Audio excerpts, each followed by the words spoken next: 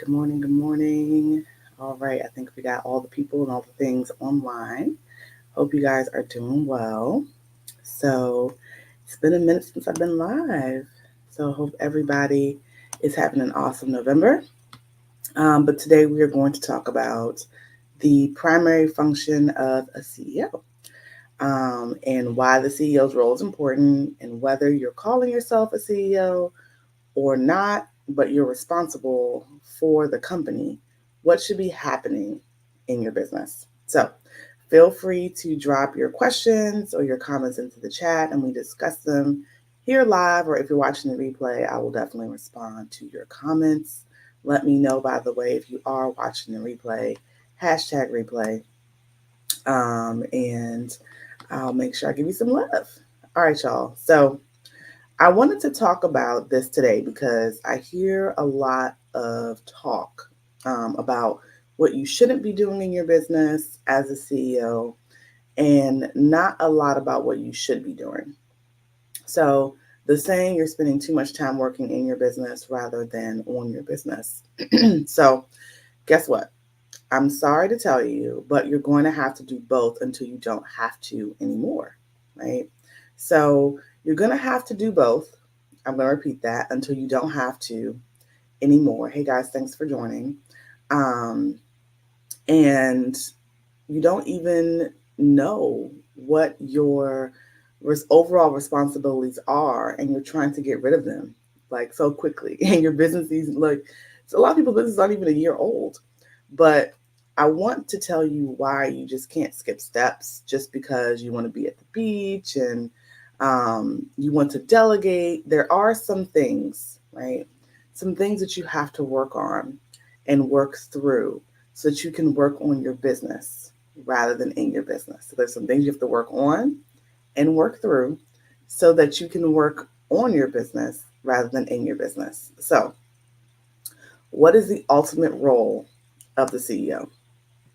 To generate and drive revenue. That's the number one function. Not the only function, though, but it's the number one function. Now, while the company grows, some of these responsibilities may be delegated, right? That number one function will always remain in place to generate and drive revenue. So, when you first start, what does that look like when it's just you? You're responsible for the marketing, for the day-to-day sales activities, etc., right? And as the company grows, the CEO's role becomes more strategic, which is why I always insist from day one, you need a solid strategy. You need a solid strategy. So the CEO will do 7 things or have oversight over 7 responsibilities. They will set strategic direction, right? So the CEO sets the overall strategic direction for the company, including identifying the market, the target market, defining the product service offerings, right? And determining the overall business model. This strategic direction guides the company's efforts in generating revenue. The second is resource allocation, right? So the CEO decides where and how to allocate resources, including financial resources, human capital resources, so your staff, technology resources, to maximize revenue generation. This involves making decisions about where to invest in product development, marketing, sales, and other areas that are critical to the company generating revenue, right?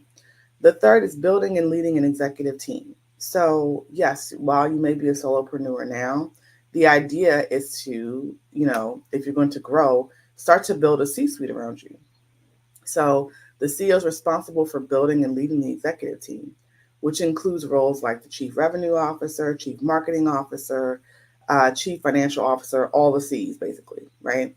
These executives are more directly involved in the day-to-day activities related to generating revenue, right, at some point.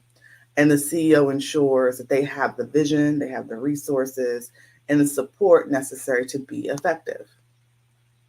The CEO is also responsible for business development and partnerships. So, oftentimes, the CEO plays a major role in BD or business development and forming strategic partnerships that can lead to revenue growth. So this might include negotiating larger contracts, forming alliances, or just being able to explore new market opportunities, right? So also, they also need to have customer and market understanding. So while they may not be involved in daily sales activities at some point, they also need to understand the customer's needs and understand the customer's needs and also market trends. So this knowledge will help them make informed decisions that are going to drive revenue and affect the company, right? The sixth thing is performance marketing. This is really, really important. Not that the other ones aren't important, but this is important.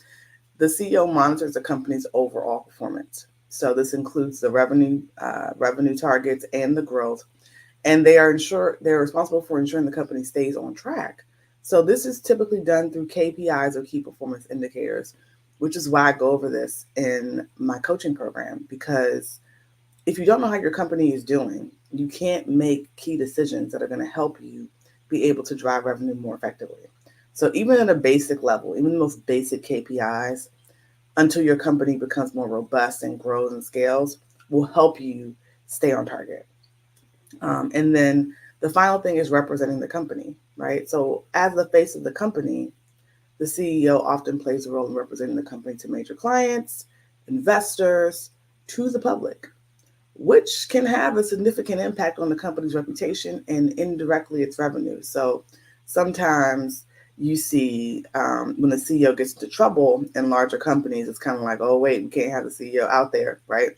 Don't let that be you.